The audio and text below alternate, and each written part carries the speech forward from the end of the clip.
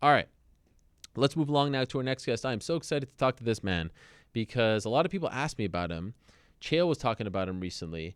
And then on Friday, I do believe, late Friday, a picture emerged online on social media, posted on Instagram by Jon Jones, of our next guest squaring off with Jon Jones in Las Vegas at some kind of fitness expo, if you will. And this got everyone talking. This got everyone nostalgic. This got everyone missing our next guest. So I thought to myself, you know what? I'd love to talk to this man because it has been a while. And so now let us say hello to the great Anthony Rumble Johnson, who is joining us via the phone. Anthony, how are you? I'm great, man. How are you? I'm doing really well. Thank you so much for doing this. We haven't talked in a while, and it's great to hear from you.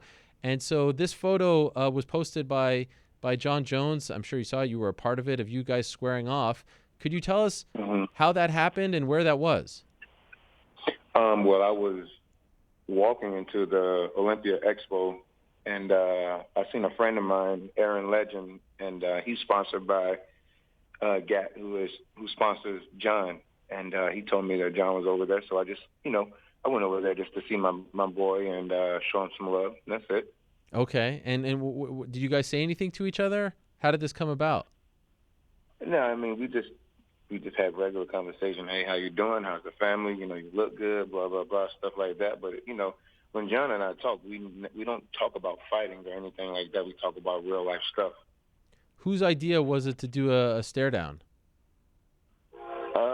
It just kind of happened. One of those, anytime people see me or they see John, they always want a stare down picture. So it wasn't a surprise that, somebody asked us to do it. Did that get the juices flowing? Like, oh man, this is fun. I'd love to do this. I missed this. I got an itch. Anything like that when you did it?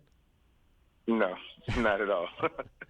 Okay, so then let me ask you this, Anthony. What have you been up to? You're out there on social media. People can find you if they want to, but how do you consume your time these days? Well, I mean, I'm in the gym pretty much every day. I still lift and stuff like that. I just lift differently. And, little things here and there that I do. So, I'm really focused on more just about enjoying life, living life, and seeing what happens. I remember seeing you last October at UFC 216 and noting that, I mean, you just looked incredibly fit, but you were a lot bigger than the last time we saw you. And there had been some rumors that you were going to compete in the world of bodybuilding. Are those accurate? I mean, I will end up competing, but I'm not doing bodybuilding. I'm not trying to get, all yoked out, thick and stuff like that. I'm not trying to be one of those big, heavy guys on stage. That's just not look comfortable to me. You know what I mean? I'd rather look normal and, be able to turn around and wipe my ass when I need to. So what kind of bodybuilding are we talking about? I mean, if I do anything, it'll be classic physique if I do anything. Oh, okay. And is there there's different categories as far as all of that. How far away are we right now from you dipping your toe in that water? It'll be a while. Okay. It'll be a while. Nothing set. You know what I mean? Yeah. On when I'm gonna do something. It's definitely being. In I'm talking to people about it. This isn't my world. You know what I mean? So this is new territory for me to even try. So I've always had a passion for bodybuilding. I've always liked it. I've always respected it. And instead of just sitting on my ass every day, I'd rather go to the gym and lift some weights and not get punched for a change.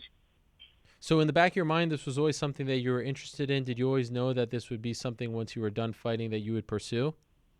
No, not at all. I mean, as a kid growing up, I've seen so many guys on the cover of magazines and that I saw this past weekend. That same guys I saw as a kid is the same people that I saw this weekend. And when I was fighting MMA, I didn't think about it at all because my focus was just on trying to whoop somebody behind instead of trying to do body sculpt and bodybuilding and stuff like that. So, I didn't think I would even go this route after I retired. It just wasn't in my plans. And it kind of happened. when you say that like you lift differently for this as you would have done for MMA, what do you mean by that? Well, here I have to lift heavier. You know what I mean? And just different exercises. You know, when you're doing mixed martial arts, you're doing interval and calisthenics and whatever. So it's way different. You know, I'm used to being explosive and, you know, pushing things a certain way. And with this, you have to like your motion, range of motion and stuff like that has to be slow. You know what I'm saying? Your reps have to be slow just to get the blood flow in your muscles and stuff like that. So it's just different. I'm used to just going instead of like really having to concentrate and take my time. Do you ever do any MMA stuff anymore? Any MMA training? Not really. Not really. I've did it for so many years. It's kind of just in me naturally to do it if I ever got in a situation where I had to do it or use it, you know. But other than that, I don't really do much, you know. I mean, every now and then I'll shadow box and look in the mirror and tell myself I still got it. You know what I mean? But other than that, it's just, you know, the gym and just pushing these weights around. I think when you said goodbye, a lot of people are like, yeah, right, he'll be back like everyone else. Are you surprised that you haven't returned? No, I'm not surprised. Whenever I say I'm done, I'm done. You know what I mean? I mean, I'm not throwing any shade at any of the other guys that are doing the opposite of what I'm doing, but I don't want to be like some of these guys who can't seem to retire. And, you know, they seem like they retire every 4 months. Mm-hmm. You know what I mean? And next thing you know, they got to fight again. Oh, I retired. No, I'm going to fight again. I retired. No, I got to fight again. It just makes no sense to me, and I don't want to be one of those guys, you know, because these kids coming up that, you know, we used to be these same kids that were coming up, you know what I mean? And they've been training a lot longer than we have. So they're hungrier, faster, stronger, crazier. I'm like, nah, I'm not about to get beat up by some of these little young kids. I'm good. I'm going to go ahead and hang it up while I'm on top. You ever find yourself watching a fight even for one night and start to feel any kind of itch at all? No, not really. It's amazing. Honestly, but, you know, when I see it, I wish the fighters well. You know, I love the sport, still respect it. It's just not me anymore like that. You know what I'm saying? But I still respect the sport. And when I sit down and watch these fights, sometimes I wonder how did these guys get in the UFC, and sometimes I wonder, you know, what are these refs, you know, doing in the cage? You know, sometimes they're protecting the fighters, and sometimes they're not. It feels like, you know, some of these judges make ridiculous, you know, scores and stuff like that. So to me, it's a little bit different now compared to whenever I first got in it, and, you know, since I left. Do you even watch the fights or rarely? Yeah, I mean, I do sometimes. I don't watch them near as much as I used to. Okay. You know, I mean, you ask me who's the number one contender in any weight class, I'll scratch my head and say, I don't know. You know what I mean? That's just where I'm at in life. You know what I'm saying? Whenever I move on, I move on, you know? But yeah, I mean, the fights that I have seen, you know, there have been, you know, a few good athletes and a few good fighters that deserve the credit and recognition that they get.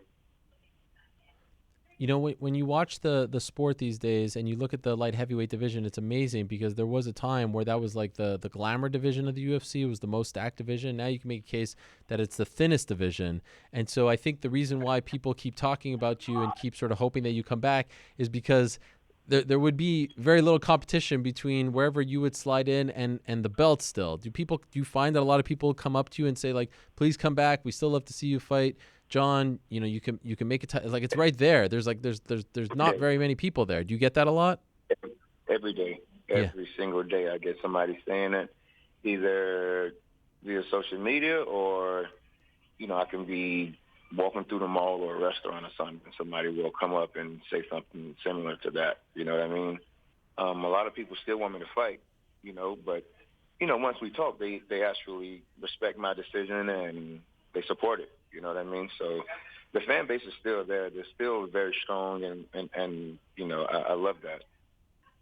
Does it get annoying to, like, you're happy, you're moving on, and then people keep trying to pull you back in? No, I mean, if it's the same person asking me the question 5 or 6 times, then it'll get annoying. But I mean, I've been there.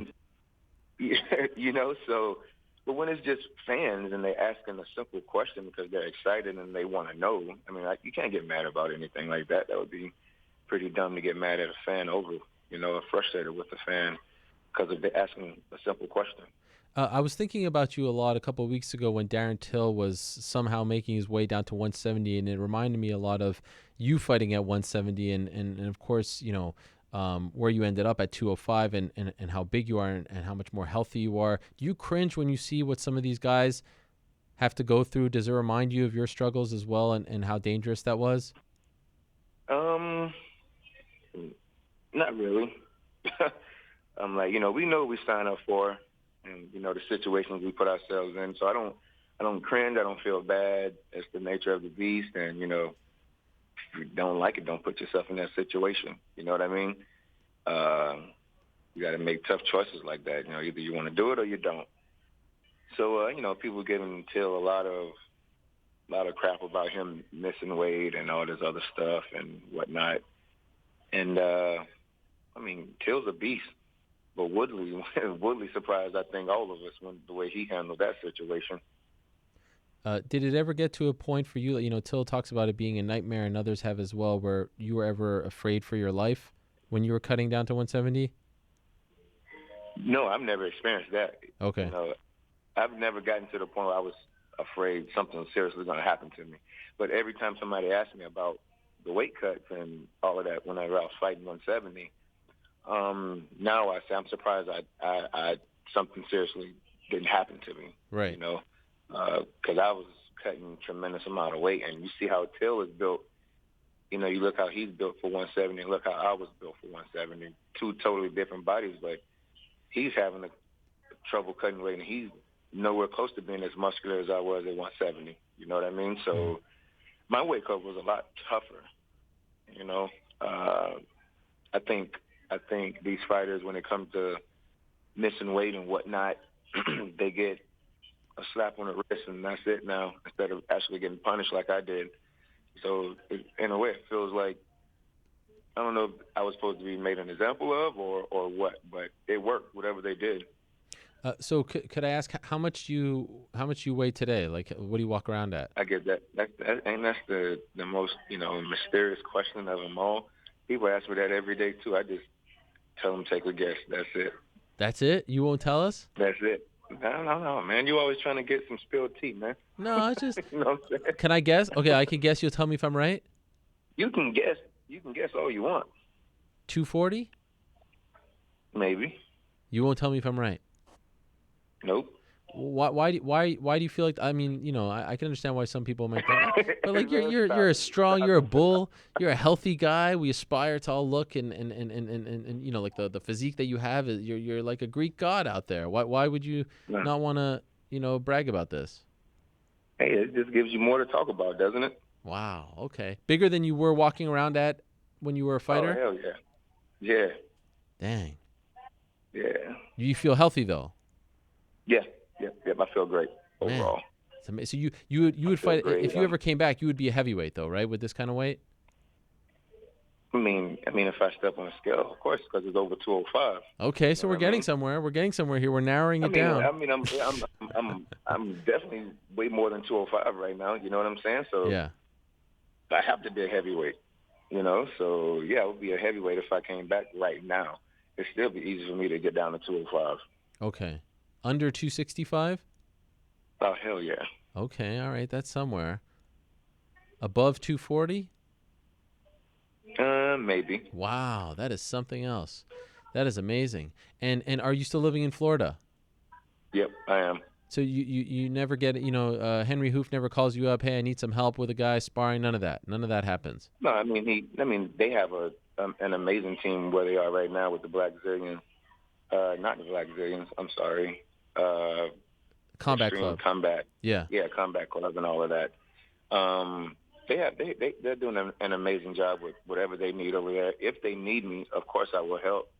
But you know, these guys know how I am. I mind my own business.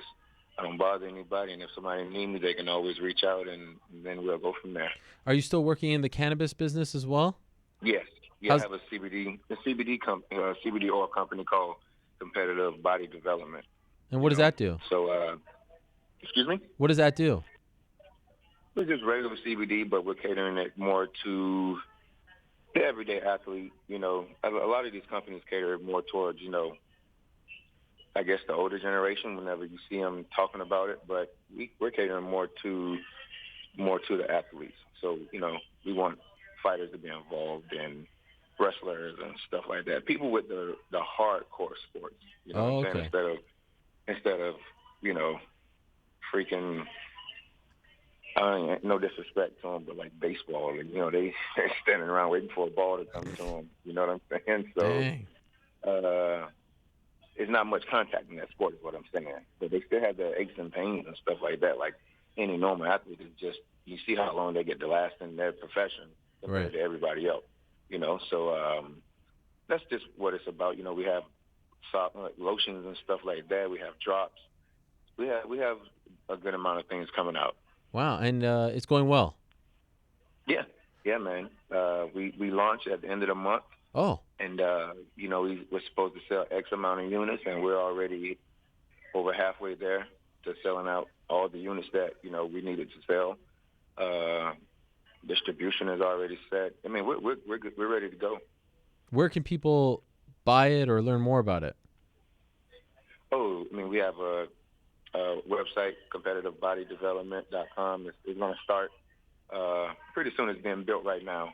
And when we make this boom, everything is just going to come out all at the same time and not just, we're going to do something this week and going to do something next week. Right. We're going to let it all come out, flood your social media pages and stuff like that, and hopefully the crowd can relate to what we're doing and, support us.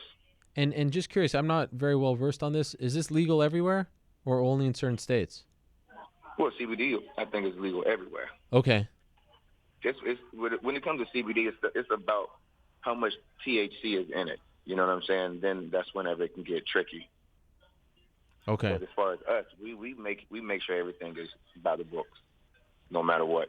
We don't want any problems with Uncle Sam. Yeah, of course. No one does. So that's your main thing, like that's your main money earner right now. Yeah. And then the bodybuilding is a future thing. When do you predict you'll compete in your first event? Do you have a time frame in mind? Within a year. Within a year. Oh, that's fun. Yeah. I get motivated, at my gym. I train at the Dragon's Lair with Flex Lewis. He just won the Olympia title for the 7th time in a row and just retired on top, and other legendary bodybuilders that I've watched and met go to the gym every now and then and just train because it's such a great gym. Wow. Flex Lewis, man, that guy is incredible. What a physique he has. Yeah, he is. He's awesome on stage. He's awesome in the gym. He's awesome in the public. So he's just an amazing dude all around. Family's really cool. I've never heard him badmouth anybody. When I've heard him pissed off, but I've never heard him badmouth anybody. He keeps the circle small, super, super small and tight. So he deserves all the success that he's getting. How many years do you want to compete in bodybuilding for? I don't know. Like I said, I'm gonna try it out. I'm not going around saying I'm gonna be the next Mr. Olympia. I'm not trying to say I'm about to be the next phenom in bodybuilding, a new up and comer, but I just want to go out there and have fun. You know what I mean? And just do what I do and just have fun. But so what's happening? I got my guy Sidney Gordon from Core Medical Group. He's helping me out with the IV bags and whatnot. Little bumps and bruises. So everything's good. My sponsors are great. Redcon. Everybody's awesome that's involved with me with this whole situation with bodybuilding. Can you say with certainty you will never compete in MMA again, once and for all? No, I can't say that. You cannot? I cannot say that. How come? Because never say never. Oh, now the door has been opened a little more. I mean, if the right opportunity comes by, I'll jump on it. I'm not afraid to fight anybody. Sure. So, so if it happens and the price is right, because sometimes people can be cheap. Sure. So, treat me right. I'll definitely treat you right and go and give you the performance of a lifetime out of me, at least. Has the UFC ever called you since 210? Have they ever gauged your interest? Um, yeah, they have reached out. Well, not they haven't. Ali, my Yeah. manager, has thrown a couple of hints at me and stuff like that, but nothing that really caught my attention. Any opponent? No opponents. Just if you're Just interested. yeah, Okay. exactly. Are you tied to the UFC still, or could you fight for anyone? Yeah, I am. Okay. I am. But you're Yeah. not in the USADA pool. But for me, no, I'm not. Okay. But for me, like I respect Bellator and I respect every other organization that there is out there. You know what I mean? You gotta give these other people opportunities too. With these promotions. But to me, it just doesn't get any better than the UFC. So for me, I would want to stay in the UFC. You know what I mean? Yeah. Because to me, that's the elite. You know what I'm saying? And like Bellator, they have awesome fighters, and their promotion is very, very, very good. But it just doesn't catch me the way UFC does. You know what I'm saying? But I support all of them at the end of the day. But if Bellator did come at me with a hefty bag, I'll definitely consider it. I ain't gonna ever say no to money. Sure. Well, Anthony, I must say it was really nice to hear from you. Nice to catch up. I wish you all the best with the bodybuilding, with the CBD oil company. I hope it all goes great, and please keep us posted on when you make your debut. I think that's a very cool thing. I'd love to check it out if I can. So thank you for coming on. I know you don't do a lot of interviews these days, but it was nice to catch up, and it was good to see you squaring off with Jon over the weekend as well. Man. It made us think, what if? What if? What if? Right? That's the one fight everybody will say, what if that fight ever happened? And I doubt it's a fight that I doubt. I'm not going to say it's not going to happen, but that's a fight I doubt will ever happen. But, if the fight doesn't happen, it just wasn't meant to be in my book. That's Right. where I see it. But once again, Jon and I, we respect each other a lot, but we are athletes and we will fight each other if we have to. You know what I'm saying? We were already scheduled to one time. Right. We didn't run away from each other. It was just, a situation happened, which we all know about, and that's what caused it not to happen. But we respect each other in the cage, out of the cage.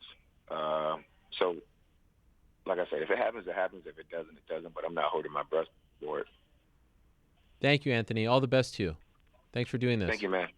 Take care. There he is, Rumble Johnson. Great to hear from him. Bodybuilding, baby. I saw him at UFC 216. I should have thrown that picture up there. I was just shocked. I was shocked how big he was. Holy smokes. He looks like a bodybuilder, that's for sure. He definitely looks like a bodybuilder. I would say 240, 250. You never know in this game. But if he did want to come back, he'd have to do 4 months in the USADA testing pool. So that would delay things a little bit. It's not like he could just jump in there and fight on some random card against some random heavyweight or light heavyweight. So it's a bit of a process. And just seeing him there with Jon, look at those two guys. Hopefully we'll find out very soon something on Jon Jones. So hopefully the mystery ends. The Fabricio Verdum situation, I tweeted this last week. I don't remember the exact date off the top of my head, but he was provisionally suspended in May, and they came out with the news, last week, which is early September. So it took around 4 months. For Jon, it's taking over a year, 13 months.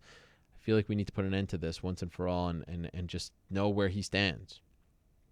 So fans can stop speculating on, all is he going to fight at MSG? Is he going to fight this year, next year, 4 years? Let's just find out what's taking so long.